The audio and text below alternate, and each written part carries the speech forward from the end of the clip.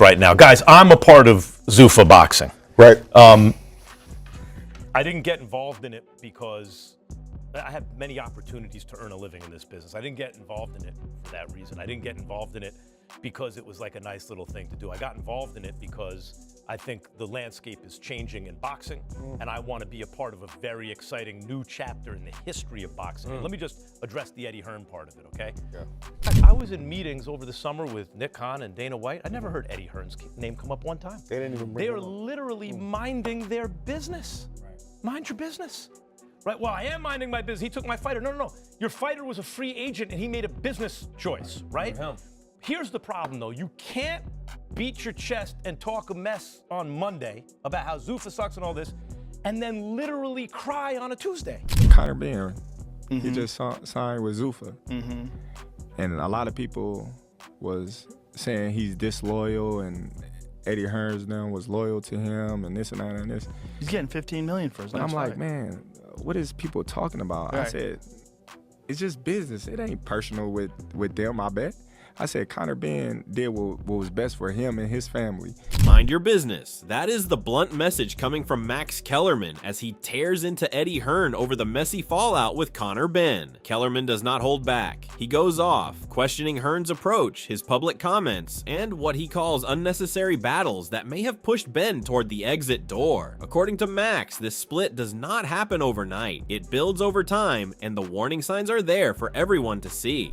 Eddie Hearn was beating his chest, talking a whole mess of wild stuff about Zuffa Boxing. Talking about Dana White, Nick Khan. I don't know why you would choose those two guys to mess with, right? Talking about me.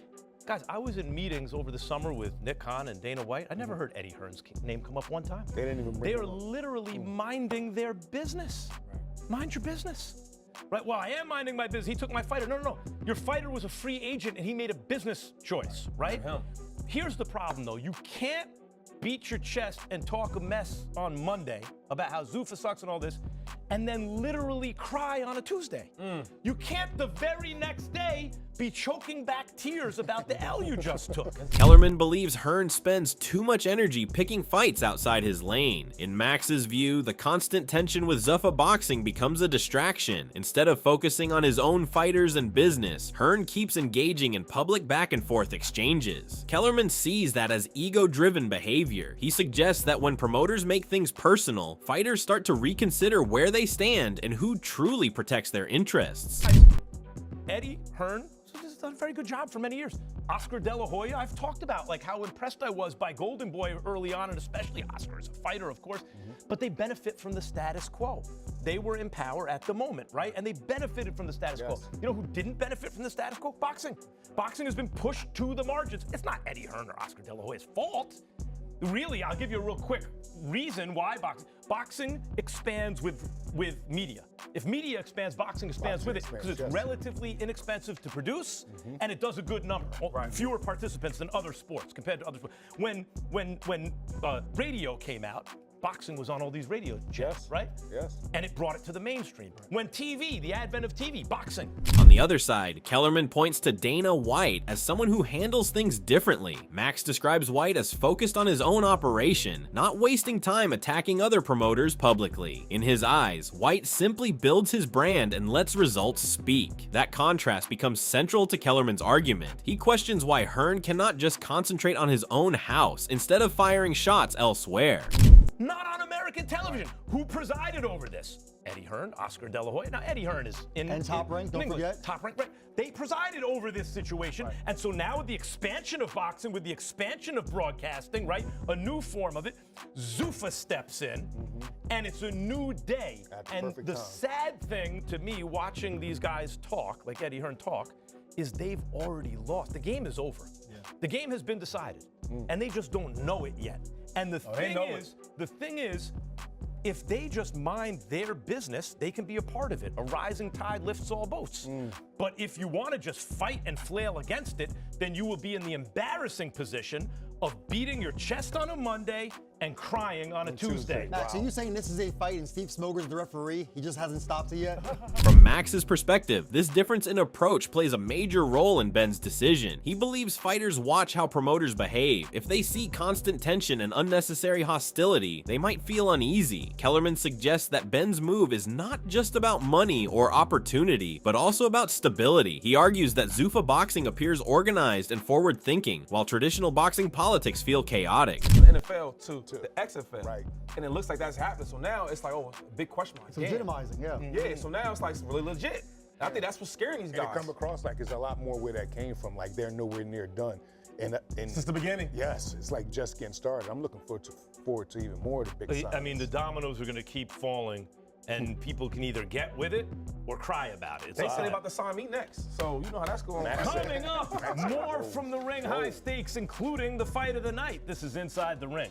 Support for Benn's move does not stop with Kellerman. Terrence Crawford backs the decision publicly. Speaking on the Joe Rogan Experience, Crawford makes it clear he understands why Benn leaves. His support comes from personal experience. After being stripped of the WBC title in the past, Crawford feels he has seen the harsh side of boxing politics himself.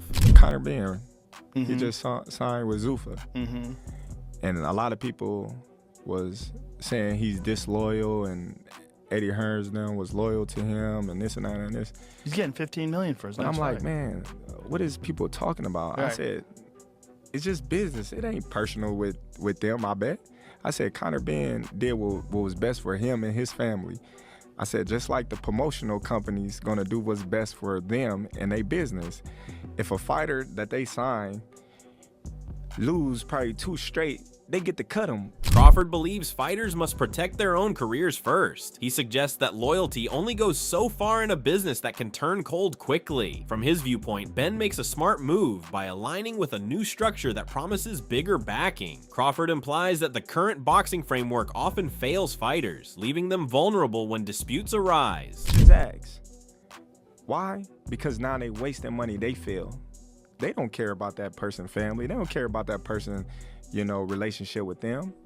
They not going in there with their heart like, oh man, like you a good buddy. They like, sorry, it's just business. Cut. As this unfolds, the situation grows even more dramatic. Hearn claims Benn does not even give him the courtesy of a phone call before making the jump. He admits he misjudges Benn's character. Hearn says he receives an email from Benn's lawyer and feels shocked. He texts Benn, expressing that after everything he has done, he at least deserves a direct conversation. No, I go with the fighter's opinion, to be honest with you, which is I think the fighters always deserve the best deal.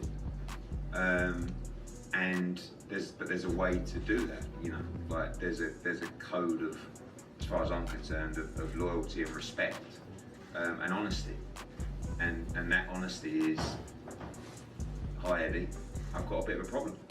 Someone's come on to me and made me this offer. What do you think I should do? You're my guy. Like there are guys. I mean, like. You know, people reach out to Anthony Joshua, right, all the time. Now, he has a career-long deal with us, but regardless, as soon as that message comes through, it's with me. According to Hearn, Benn replies no. That response hits hard. Hearn sounds devastated when recounting the moment. He says he cannot believe it unfolds that way. He insists he will not publicly attack Benn, but the disappointment is clear. The split feels personal, not just professional. The emotion in his voice shows how deeply the situation affects him. Edwards commenting on post going, this is 100%. They're playing up here.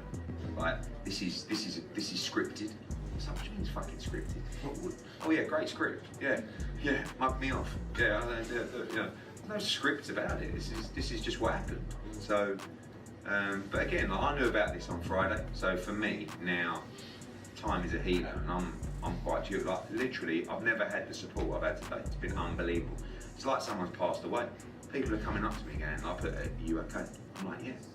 I wasn't quite okay on Friday, but you know, it's just time. But I just felt like, you know, I went, you know, there's a lot of people in this room. Andy, I spoke to earlier, see Mr. McKenna at the back. While that drama plays out, a massive financial storm brews in the background. Reports surface that Frank Warren is pursuing a claim worth up to $1 billion. The dispute involves Zuffa Boxing's parent company, TKO Group Holdings, and the Saudi events. Das Sie von Daniel Dubois say, Daniel, there's your 30 million. Fabio, there's your 40 million. Derek, there's your 20 million. Because he does that. But if he's not going to do that, there's no case. But if he's going to split the money, there's a case. Sorry, ladies? Yeah, that's how I see it. Delicious TV. TKO operates as the parent company of both WWE and Ultimate Fighting Championship, with Dana White linked to the UFC and Turki Al-Sheikh associated with the Saudi side. Zuffa Boxing carries heavyweight corporate power. Warren claims agreements are breached when TKO and Sella move ahead with their own partnership. Legal letters are reportedly sent, and the matter could head to the High Court if no solution is reached. We're delivering, because we're not babies. Are you friends with Turkey at the moment? I'm not in any crosswords with him. He was out of contract by the sounds of it. They didn't match it. He's gone elsewhere after swearing loyalty to him and doing what he's doing. But I think Conor Benn's had a real result. I mean, because me personally, looking at him and looking at, where he's at, he's had a tremendous result to get the money he's getting, because I don't think he's the best fighter in Essex. I think we've got 2 fighters there who have beat him. Do you think Conor is in the wrong for doing what he did, considering how long Eddie stuck with him? That's their business, and I think what Eddie has said, how they stood by him, and I think Conor appreciated that. But he's come out now and said for the money that he's been involved, it weren't matched and whatever.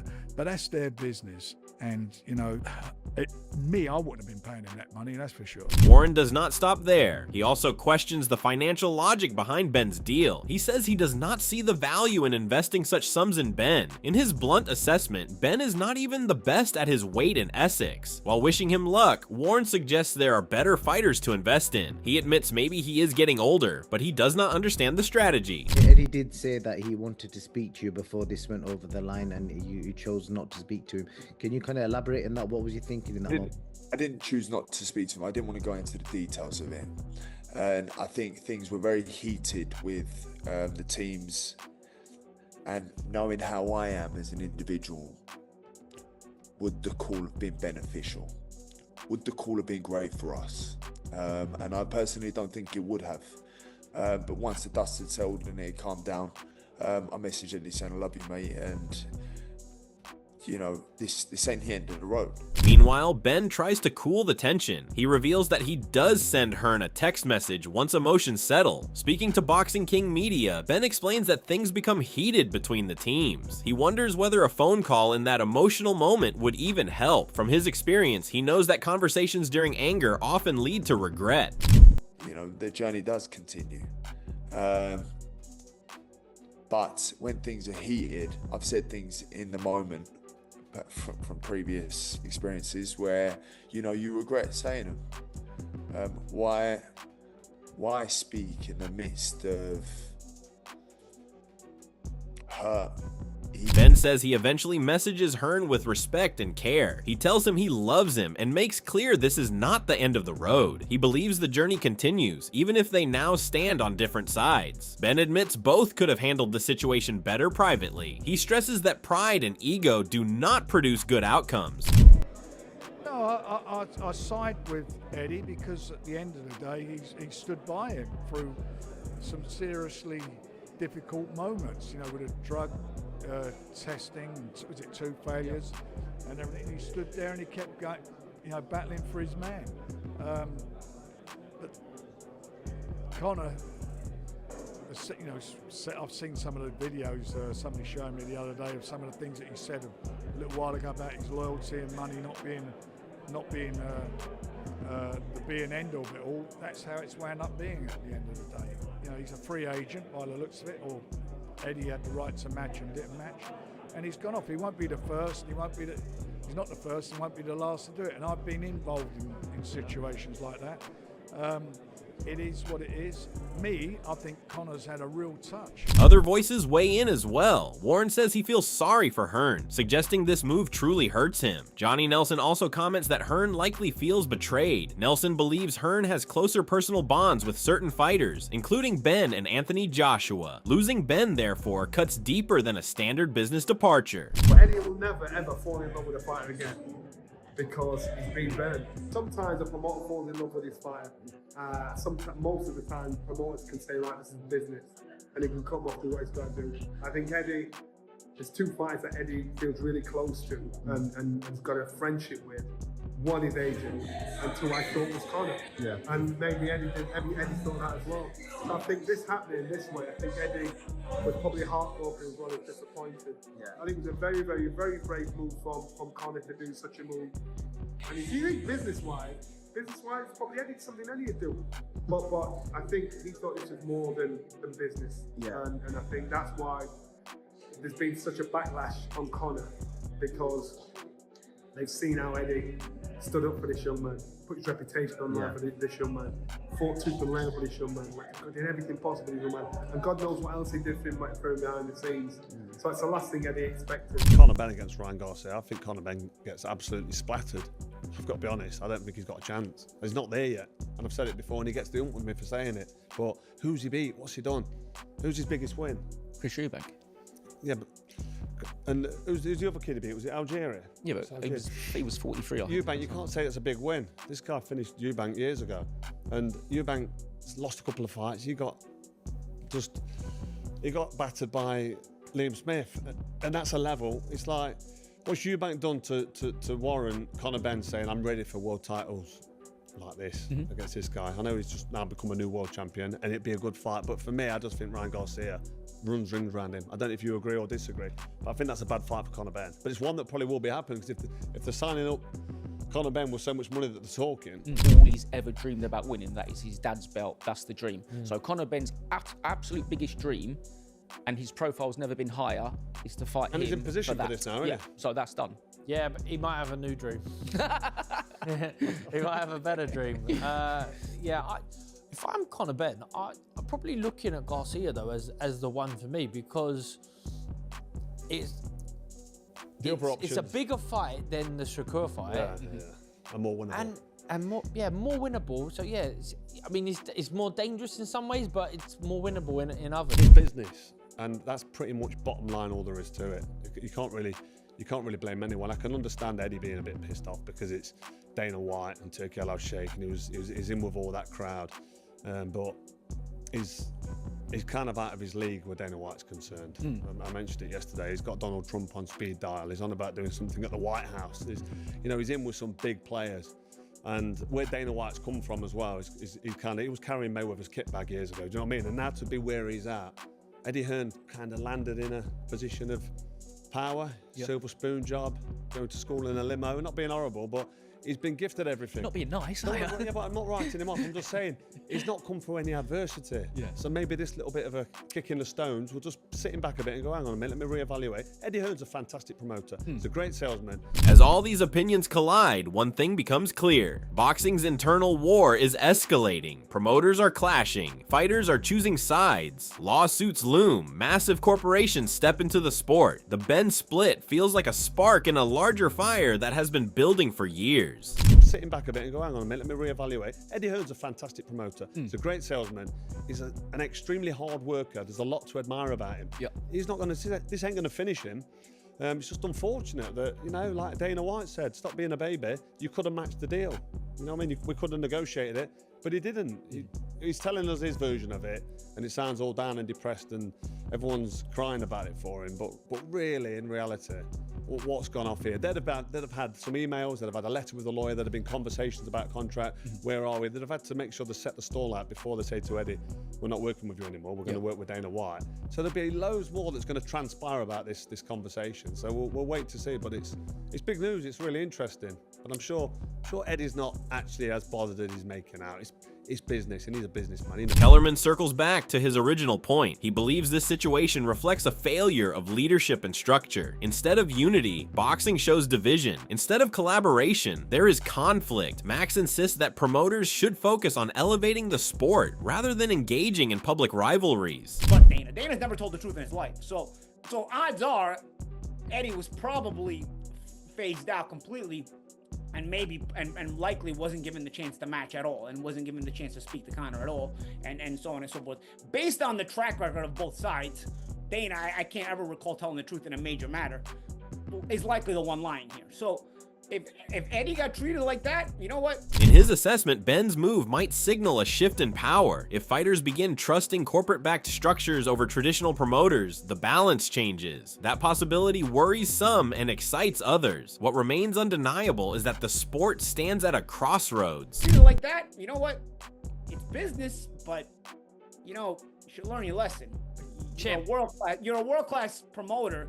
Promote world-class fighters. Right now, emotions run high. Hearn feels betrayed. Benn insists he acts in his own interest. Crawford supports the independence. Warren challenges the value. Froch questions the ability. Nelson sympathizes with the hurt. And Kellerman continues to say the same thing. Mind your business and accept your faults. Listen, he made Conor what he was. It was because Conor was going to make him a lot of money. He may have already made him a lot of money. He was making Conor a lot of money. The relationship was financially mutual, okay? And guys can become your favorite when they're making you a lot of money. You're making them a lot of money. Everybody's one big happy family. But having said all this, the egg is on your face for putting a guy who probably should never and will never become a world champion and selling him to the entire public like he's this big deal. And you know what? In the end, he is a big deal. And some of that is because his last name's Benn and he's Nigel's son. Some of that is because of all the push Matchroom put behind the fact that he's Nigel Benn's son and he's this, and this. They went to bat for him, even controversially, when he had the failed drug test, when he had knockouts the likes of he's never had since nor before, ever. And he knocked out 3 guys, champ, you were one of them, who are not only durable, but pretty high level at the time, in terms of Van Heerden and yourself, primarily yourself. That Van Heerden was always a pretty good fighter. The fallout is far from over. Legal battles may intensify. Promotional rivalries may deepen. Future fights will reveal whether Benn's gamble pays off. For now, the boxing world watches closely as alliances shift and powerful figures collide. What started as a split has evolved into a symbol of a sport fighting with itself, unsure of which direction truly leads forward. Primarily yourself. That Man Heerden was always a pretty good fighter. And then Sammy Vargas, who'd never been stopped, okay? Blew everybody away. Never looked that part since. Never looked that part before. Eddie went to bat for him like he was his son, okay? And did he go to bat for him because he likes him so much? Because he genuinely believed he was innocent? Or did he go to bat for him because that was his cash cow and he was turning him into his cash cow?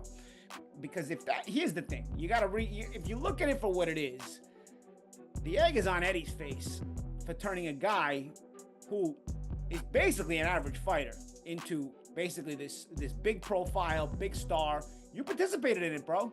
You know what I mean? At the end of the day, if he's ungrateful or whatnot, you know, business is business. And a fighter is gonna go and get that window. Now, could it have been handled better? Does Dana saying he had Conor had the opportunity to talk to Eddie, and Eddie saying nobody ever talked to me, I was never able to talk to him? I believe anybody but Dana. Dana's never told the truth in his life. Just like that, one split has now sparked a full-blown power struggle in boxing. From Max Kellerman's warning to Eddie Hearn, to Conor Benn defending his move, and Terrence Crawford backing independence, this story is bigger than one contract. It's about loyalty, power, and the future of the sport. Is Benn making a smart move or a risky mistake? Drop your thoughts below and subscribe for more real, no-filter boxing breakdowns as this drama continues to unfold.